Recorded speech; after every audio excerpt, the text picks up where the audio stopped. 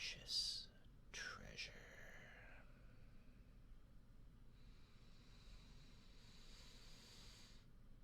Mine.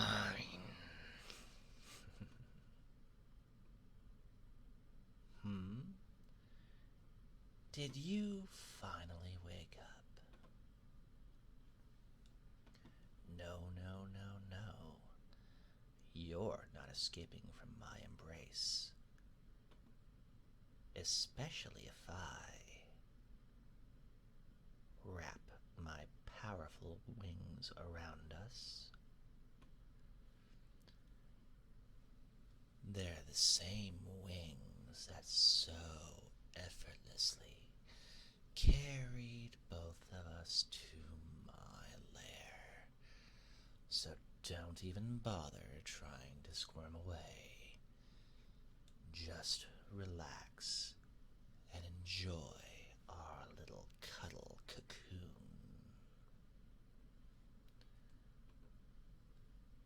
Yes, I know. I'm a big, scary dragon. But you need to calm your breathing, treasure. I don't want you fainting again. It already caused me a lot of trouble when I came to capture you.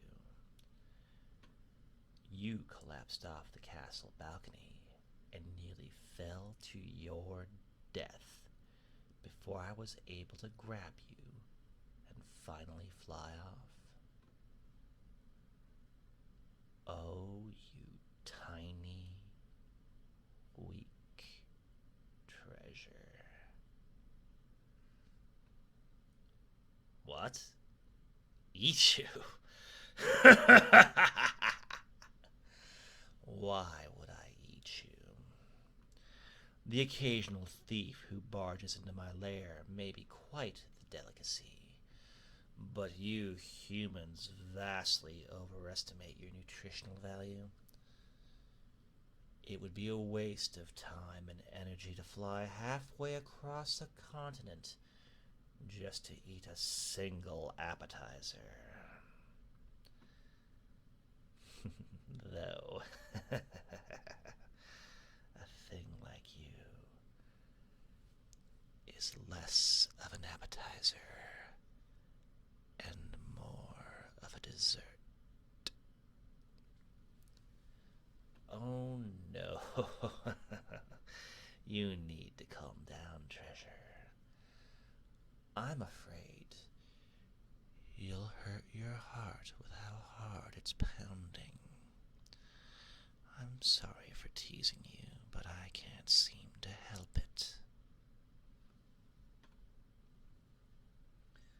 Oh, it's all just too much. The smell of the adrenaline coursing through your veins. The thumping and shaking of your chest against my scales. The widening of your eyes and shrinking of your pupils. The desperate flailing of your puny limbs. You're so terrified, and it's just intoxicating. It makes you seem so fragile, so delicate.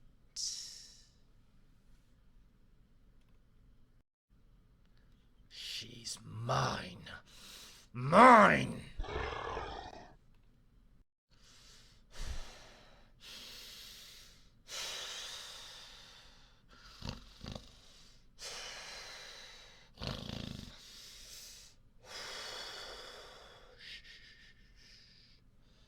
You don't need to be so frightened, little treasure. I know you're scared of me, but I'm not going to hurt you. Quite the opposite. I'm going to guard and protect you with my very life.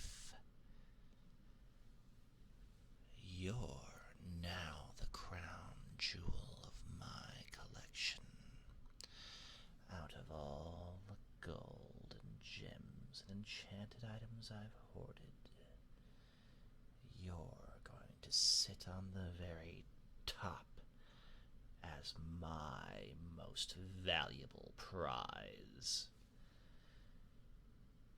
You won't have to worry about anything. I'll feed you and groom you and dress you. You'll live better than an emperor. And you'll have to do is stay here and look pretty. Doesn't that sound nice? Why would I do that? My treasure, I'm not sure why you're so confused. Don't you humans take possession of lesser beings all the time? I've seen you regularly keep cats and dogs and birds for entertainment and wealth display.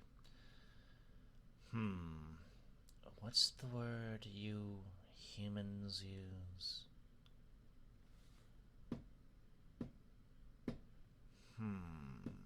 Ah, that's it. You're going to be my pet. My precious, exotic trophy pet. A beautiful princess of a dignified bloodline for my horde. You're worth so much. You were going to be used to secure an alliance between powerful rivals, sold away as a bride to a duke in exchange for military support. You're worth armies of tens of thousands of men. Your hand in marriage could create years of war and carnage, or years of peace and prosperity. I can feel all of that when I hold you. The sheer influence and value you hold. The fate of hundreds of thousands of lives condensed into a single person. I can smell it. And the idea that someone else got to control that fate. I couldn't stand it. Something so valuable should be mine. Mine! All mine!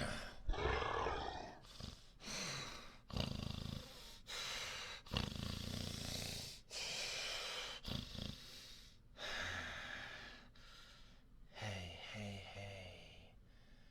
You don't have to cry. Shh. You're okay. It's fine. You're fine. You don't have anything to worry about.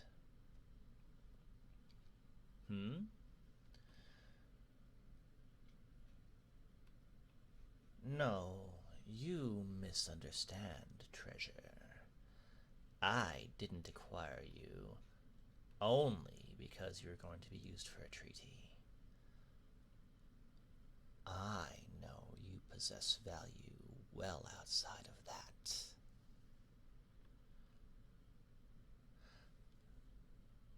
Tell me, you know there's a dozen important marriages every year, but I don't have dozens of spouses in my horde, now do I? No. You're special.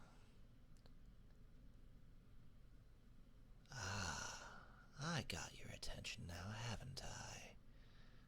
Your tears have stopped. Yes, a great dragon just called you special. I wonder if anyone has called you that before.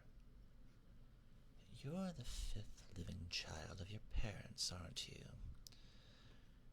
Surely you've seen all the attention given to your elder siblings, with only the crumbs landing on you from time to time. You're viewed by your family as a simple spare, or in the case of your marriage, a bargaining chip. But I don't see you like that. I never have. You see, I am no stranger. You've probably heard stories about me all your life. I used to live close to the seaside castle of your cousin. It was only a few seasons ago that I finally decided to move somewhere quieter. I saw you on your yearly visits as you grew older and prettier. An exquisite jewel of a royal neglected its proper acknowledgement by its caretakers. So beautiful, so precious. Even back then you drove me mad. I wanted to own you, to add you to my collection. But I controlled myself. Humans hold grudges for generations if you touch their royals. But when I heard the whispers that you were going to be married for an important treaty and be that much more valuable and precious, well, honestly, I snapped. I flew all the way back to your kingdom and waited for the perfect time to capture you. I even left my horde defendless for days while I waited, with only a border hiding the entrance. That's how much you're worth to me. And all of that worth is now mine. Mine!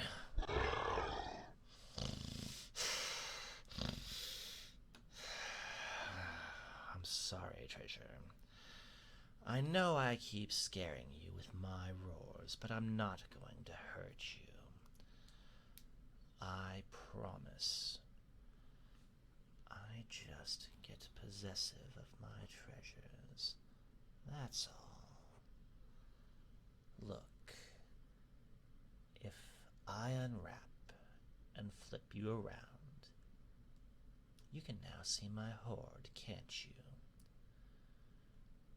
Observe that everything has been kept sparkling and in prime condition. You're going to be treated the same way. Not a single claw will pierce your skin. See, I can even brush your ear without causing any harm. You're my treasure now, and I take good care of my treasures. Nothing will harm you ever again.